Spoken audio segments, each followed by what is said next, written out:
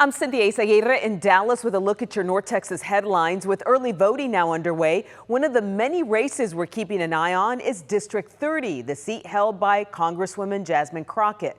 Brittany Moncrief introduces us to the three candidates vying for that position. With the primaries in full swing, there's three Democrats gunning for the Texas House 30th District congressional seat. Barbara Mallory Caraway. I have the most legislative experience. Dr. Frederick Haynes III. I've spent 40 plus years in public service. And Rodney LaBruce. I'm not only the bullhorn, but I'm also the architect. After last year's redistricting, the seat, currently held by Jasmine Crockett, now includes parts of Arlington and central and southern Dallas County. And a major focus for Cedar Hill pastor Rodney LaBruce. Ending poverty, not managing it. We want to raise the level of income across the board so that people can afford health care no matter how much it costs. People can afford housing no matter how much it costs. Affordability is also on the minds of Caraway, who's previously served as state representative and Dallas City Council member, and Friendship West senior pastor Frederick Haynes. Too many Americans do not have the ability to afford child care. We have to make sure that wages go up and that we freeze the cost of living. Come up with a budget as well in working with local entities to make sure that we can address poverty, income inequality, health care, as well as education. There's also immigration and the controversy surrounding ICE. I'm calling for not only the abolition of ICE, I'm for a comprehensive immigration reform that allows for pathways to citizenship. We need to put either limitations, funding limitations on these agencies, or get rid of them altogether. I'm just exhausted myself about what's going on in our country. We do need comprehensive immigration reform. And with candidates vowing to fight for these issues, it's ultimately the voters who will have the last say. In southern Dallas County, I'm Brittany Moncrief. Whoever wins in the Democratic primary will go against one of four Republican candidates running in the primary: Sheldon Daniels, Gregorio Heisey, Everett Jackson, and Niels Walker. As North Texas keeps growing, so does the traffic. Brittany Costello shares the new plans in the works to ease the gridlock off I-30 in Tarrant County.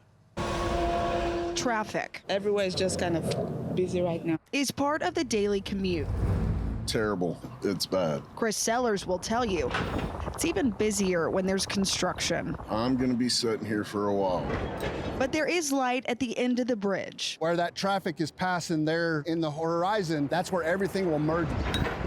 At least for this nearly complete new direct connection from South 820 to West I-30 toward Aledo. We're probably still several months out from having traffic flow across this bridge.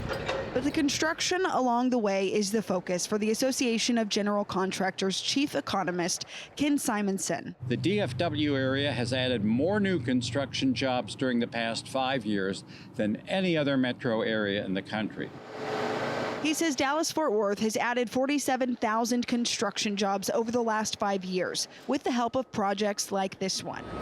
Just a piece of a $267 million TxDOT project. Projects like this one represent growth and opportunity for workers, businesses, and for the communities that surround projects like this. Clint Henson with Zachary Construction worries the money to finish this massive project could get tied up in Washington, D.C.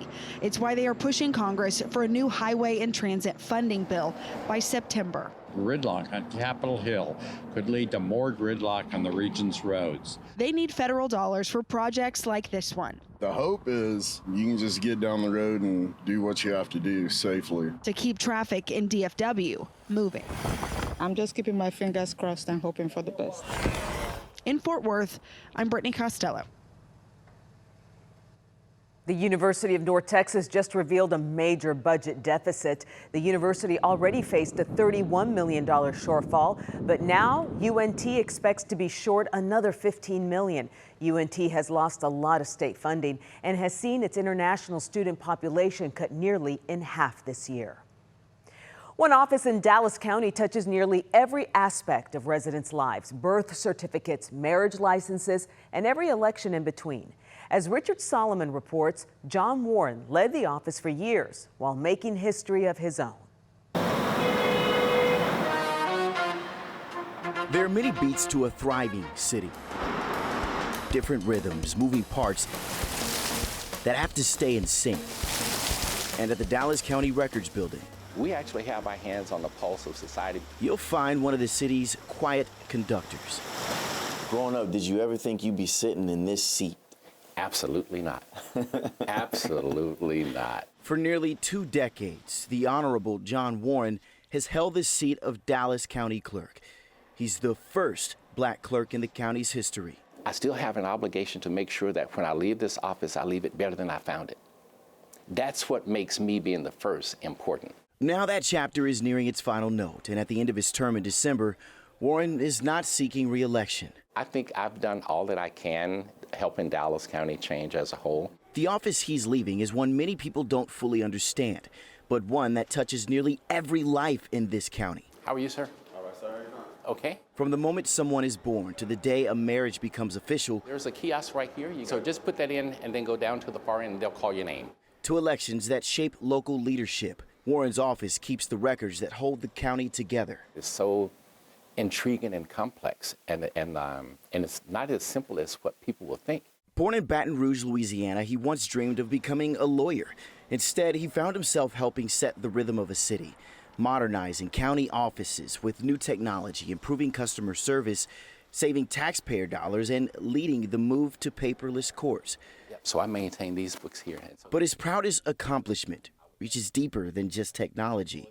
Being a black man, I know that there are slave records in Dallas County. One black boy, $300. One black woman, $350. A reminder that the records of the past. And then one man, Clifton, who is 17, young man, $500. Are all part of the same tune that shapes history. These right here are probate inventories of slaves. We were not individuals, we were property. It would be a crime if I ignored this. African American people have been here forever. And as Commissioner John Wiley Price points out, it's important to remember that history while continuing to create it. Price, the first black member of the Dallas County Commissioners Court, reflects on his colleague's legacy. He was able to employ and deploy technology that advanced the department. All those transactions happen here.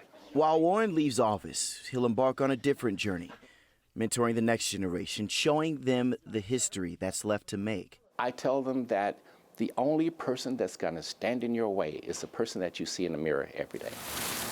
Because being the first is only the beginning of showing others what they can achieve. In Dallas, I'm Richard Solomon. And those are your headlines from North Texas.